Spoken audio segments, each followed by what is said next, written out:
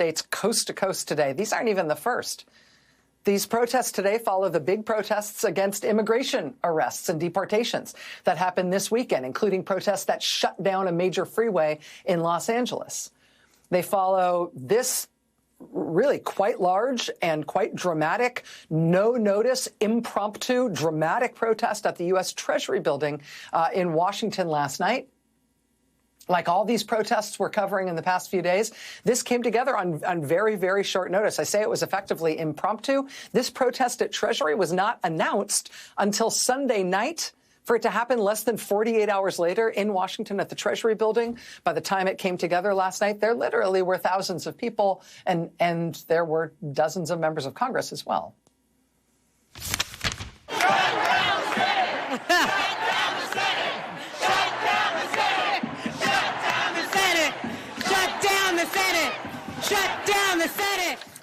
Crowd shouting there, shut down the Senate, meaning Democrats should use the power that they have in the Senate to shut that down as a means of trying to stop or slow down or at least complicate the worst of what Trump is trying to do.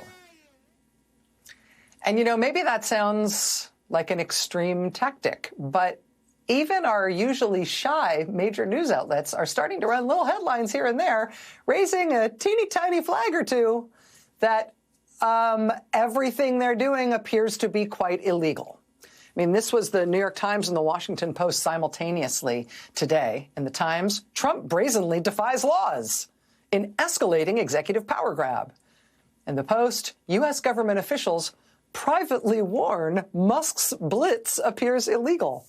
Yeah, I don't know how private and quiet these supposed warnings are at this point. They're not even warnings. They're just descriptions of what's happening. I mean, that same article from the Washington Post quotes an expert saying, quote, "So many of these things are so wildly illegal that I think they're playing a quantity game and assuming the system can't react to all this illegality at once." That's not a private warning that there might be some illegality coming down the road. That's a red alarm. That is a red alarm screaming in the night. Everything they're doing is illegal. Well, you know, one way to react to that is for the opposition to start shutting down everything they can to try to stop it. That has been the message to elected Democrats from many of their constituents this week. Now, tonight, Chuck Schumer, the Democratic leader in the Senate, says that he does want all Democrats to now start doing everything they can to block all Trump nominees. He had not previously said that. As of today, that's what he's saying. And he is the leader of the Senate Democrats. Senator Chris Murphy of Connecticut, a progressive, who had nevertheless previously voted for a couple of Trump's nominees. Now, Senator Murphy says tonight that that's over, telling the Times, quote, "It would not help us to be working with Republicans at the very moment the Constitution is being lit on fire. This moment demands some extraordinary tactics." He will not support anybody else who is being nominated to join this administration. The extraordinary tactics he's talking about tonight include this. This is happening right now on the U.S. Senate floor. And this is going to be a scene that you're going to see all night long because Democrats plan to hold the Senate floor all night long tonight to protest the pending confirmation of a Trump nominee named Russell Vought. That's him. He's the guy who wrote Project 2025. He's the Trump nominee who masterminded the whole idea of just cutting off government funding for things that Congress funded, even though that's illegal. That, of course, set the stage for Trump's top donor, Elon Musk, to personally assert that he has the right to illegally stop payments going out of the U.S. Treasury because he doesn't like them. That whole idea came from Russell Vought saying the president doesn't have to follow the law about government money. Senator Brian Schatz of Hawaii is leading this all-night-long filibuster in the Senate right now and overnight tonight against the confirmation of Russell Vought. Brian Schatz is going to step off the Senate floor and join us live here in just a few minutes. You will want to see that interview. I should tell you, though, that the Senate is already in a ruckus as Americans are flooding it with calls demanding answers about what Trump is doing. And I don't just say that as like a term of, I don't just mean that as like the idiomatic way. People are making calls. I mean, we've got really specific metrics that show that people really, really are making calls. Look at this from Republican Senator Lisa Murkowski today, who said the usual call volume coming into the U.S. Senate is about 40 calls a minute. Wow, sounds like a lot. 40 calls a minute. Right now, it's 1,600 calls a minute.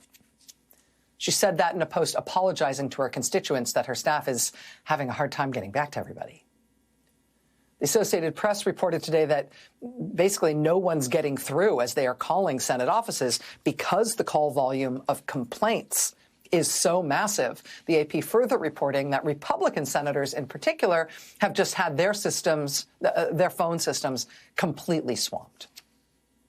That's on the Senate side. Over on the House side, it's dramatic there, too. I don't know if you saw this headline today, but the drama on the House side today included this. Look at this. Quote, 2 Democratic lawmakers, Congresswoman Judy Chu of California and Gwen Moore of Wisconsin, barged into House Speaker Mike Johnson's office unscheduled today and challenged him about Elon Musk's team gaining access to a sensitive payment system at the Treasury Department. Their intrusion comes amid an escalation of Democratic backlash against Musk's sweep through the federal government. These congresswomen barged in, quote, shortly after Treasury Secretary Scott Bessent arrived at the Speaker's office. Bessent gave members of Musk's so-called Department of Government Efficiency access to the Treasury payment system last weekend. That system controls trillions of dollars in payments for Social Security, tax refunds, and myriad other government functions. Congresswoman Judy Chu told reporters about how it happened today. She said, quote, Gwen Moore forced her way in there, and then I got to go in right behind her. She said, quote, and she was already confronting Speaker Johnson about Treasury Secretary Bessent and the stealing of Americans' private information, tax information that should never be stolen and given to this billionaire Elon Musk.